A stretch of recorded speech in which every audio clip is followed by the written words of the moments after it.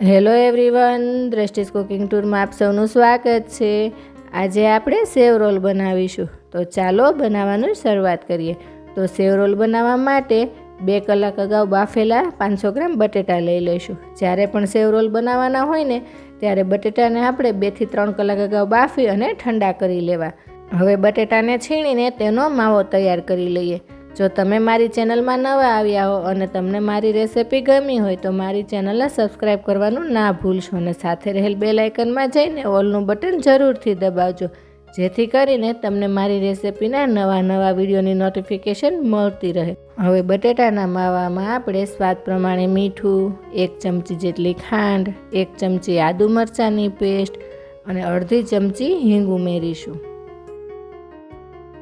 ત્યારબાદ અડધી ચમચી ગરમ મસાલા પાવડર, અડધી ચમચી હળદર પાવડર, 1 ચમચી ધાણા જીરું પાવડર, 1 ચમચી આમચૂર પાવડર, અડધી ચમચી ચાટ મસાલા પાવડર, 1 ચમચી લાલ મરચું પાવડર અને અડધી ચમચી મરી પાવડર ઉમેરીશું।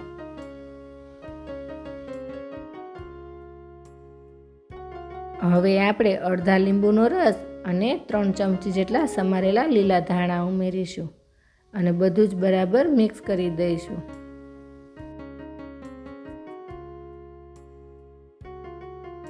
હવે બધો જ મસાલો બટેટાના માવામાં મિક્સ થઈને એકદમ સરસ મસાલો તૈયાર થઈ ગયો છે।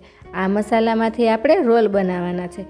તો આપણા રોલ એકદમ સરસ તૈયાર થાય ને એટલા માટે આપણે તેમાં 2 ચમચી ચોખાનો લોટ અને અડધો કપ ચોખાના પૌવાને મિક્સરમાં અધકચરા ક્રશ કરી અને ઉમેરીશું। આવી રીતે ક્રશ કરી અને ચોખાના પૌવા ઉમેરી દઈએ અને ત્યારબાદ 2 ચમચી ચોખાનો લોટ ઉમેરી દઈએ। આ બંને વસ્તુ ઉમેરવાથી આપણો બટેટાનો માવો પહેલાં કરતાં થોડો ડ્રાય થઈ જશે અને જ્યારે રોલ બનાવીશું ને ત્યારે તે સરળતાથી બની જશે અને તે હાથમાં બિલકુલ નહીં ચોટે। તમે ચોખાના પૌવાની જગ્યાએ તેમાં બ્રેડ ક્રમ્સ અથવા તો ચોખાના લોટની જગ્યાએ કોર્નફ્લોર પણ ઉમેરી શકો છો। તો બસ આવી રીતનો એકદમ સરસ રોલ બને એવો માવો તૈયાર થાય ને એટલે તેને સાઈડ પર રાખી અને 1 કપ મેંદાનો લોટ લઈ લઈશું। તેમાં આપણે સ્વાદ પ્રમાણે મીઠું અને જરૂર પ્રમાણે પાણી ઉમેરી બેટરને તૈયાર કરી લઈશું। આપણે બેટર અહીં થોડું પાણી ઉમેરતા જઈશું અને એકદમ આવું પાતળું બેટર તૈયાર કરીશું। તો હવે બેટર તૈયાર થઈ ગયું છે, તેને સાઈડ પર રાખી દઈશું અને ત્યારબાદ આપણે 1 પેકેટ જેટલી વરમસીલી સેવ લઈ લઈશું અને તેને આપણે હાથેથી ભાંગી અને ભૂકો કરી લઈશું।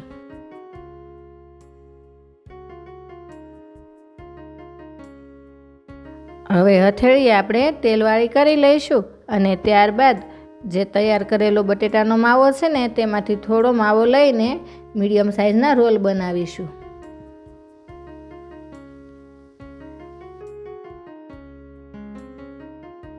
આવી રીતે આપણે બધા જ રોલ બનાવી લઈએ।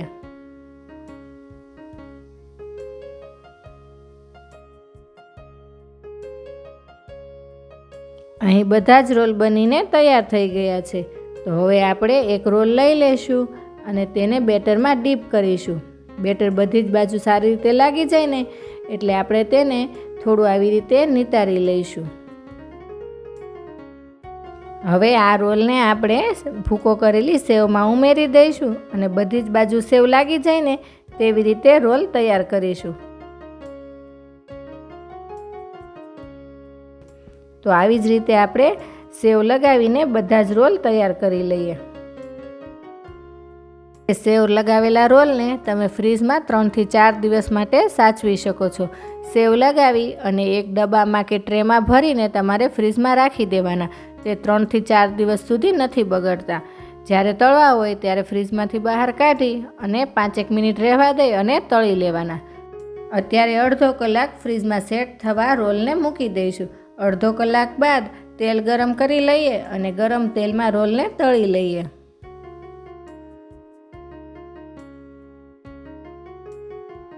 પાંચેક મિનિટમાં જ સેવ રોલ એકદમ સરસ તળાઈ જશે। હવે આ સેવ રોલને આપણે એક પ્લેટમાં કાઢી લઈશું અને ત્યારબાદ આવી જ રીતે આપણે બીજા બધા જ સેવ રોલને તળી લઈએ। તો તો અહીં આપણા બધા જ સેવ રોલ તળાઈને તૈયાર થઈ ગયા છે. તો તેને આપણે એક સર્વિંગ પ્લેટમાં સર્વ કરીશું. મેં અહીં તેને ટમેટાના સોસ સાથે સર્વ કર્યા છે, પણ તમે તેને ખજૂર આમલીની ચટણી અથવા તો ગ્રીન ચટણી સાથે પણ ખાઈ શકો છો. તમે જોઈ શકો છો આપણા રોલ કેટલા ક્રિસ્પી તૈયાર થયા છે. તો તૈયાર છે આપણા સેવ રોલ. તો તમે એકવાર આ સેવ રોલ જરૂરથી બનાવજો અને કોમેન્ટમાં જણાવજો કે તમને આજની આ રેસિપી કેવી લાગી. અને આ સાથે મારી ચેનલને લાઇક, શેર અને સબસ્ક્રાઈબ કરજો.